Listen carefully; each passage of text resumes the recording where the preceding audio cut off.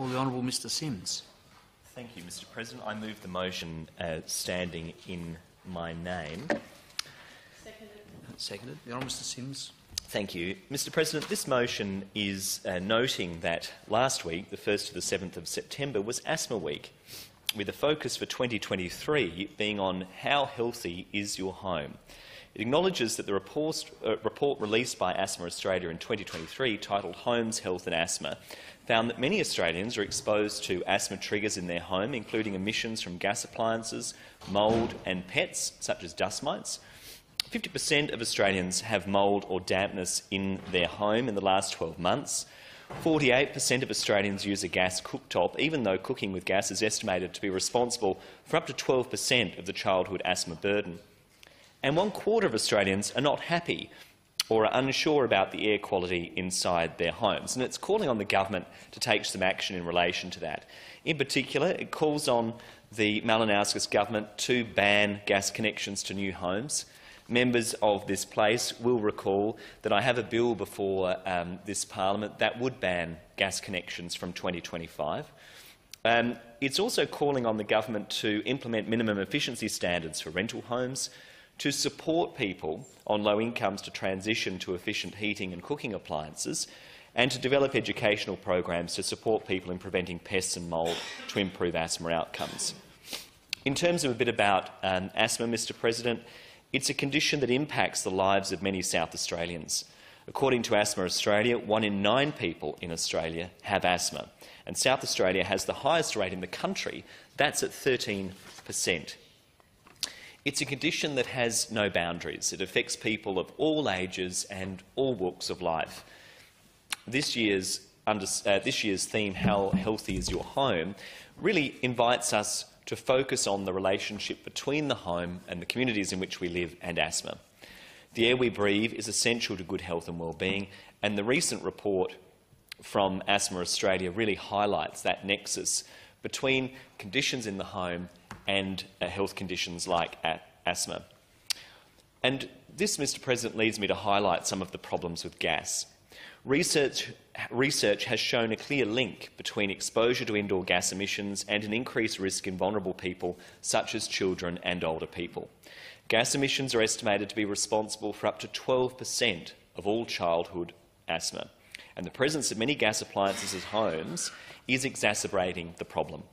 48% of Australians still have gas cooktops, and many people are unaware of the link between their cooking and asthma. We need to take action to reduce the health costs of using gas in our homes, and banning gas connections is one really clear way that we can do that. Now, I do understand, Mr President, that a lot of people are concerned about the impact of transitioning away from gas and their home cooking habits. You know, a gourmet chef like myself, that's a big sacrifice. The honourable member has pointed out I am misleading the parliament. I'm making a gag, Mr President, because I am a terrible cook. But I have heard from people who I understand to be good cooks that with the evolution of technology now, it is actually possible to still cook effectively with electric, and you have a lot more control over the new induction style cooktops. So it isn't the case of being a choice between, you know, being able to have that element of control with gas versus being on electric. As used to be the case perhaps years ago, technology has evolved.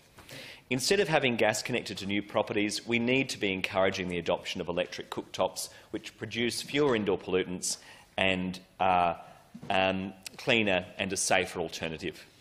Asthma Australia reports also call for better energy efficiency and ventilation standards, and this is particularly important for renters who are disempowered in ensuring that the health of their home is being upheld.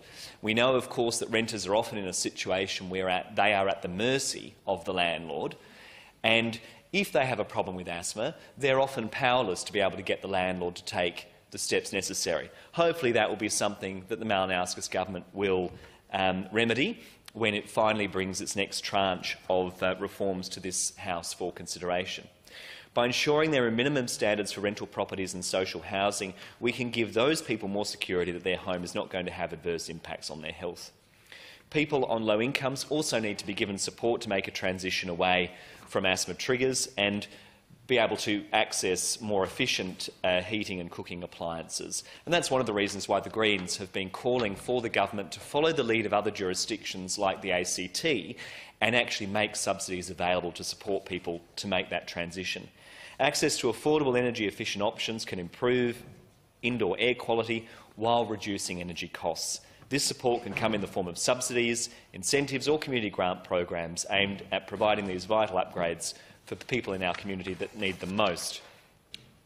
I should also reflect, Mr President, that the motion also makes reference to the effect of mould and pests. Well, the Asthma Australia report on healthy homes found that in the last 12 months, 50% of Australians have had damp or mould in their home. 50%. And we know, of course, that that's being impacted by climate change as well and the change of weather conditions. But 50% have had damp or mould on their home and 70% have had pests. The report identifies barriers to people addressing these contributing factors, such as the cost of eradication, the lack of autonomy over property and the lack of knowledge. And so the Greens are really calling on the Malinauskas government to undertake some community education and support for people so that they can assert their rights. By addressing these factors in the home that contribute to asthma, we can make inroads into reducing the impact of asthma on South Australians, our health system and indeed the whole community. Thank you.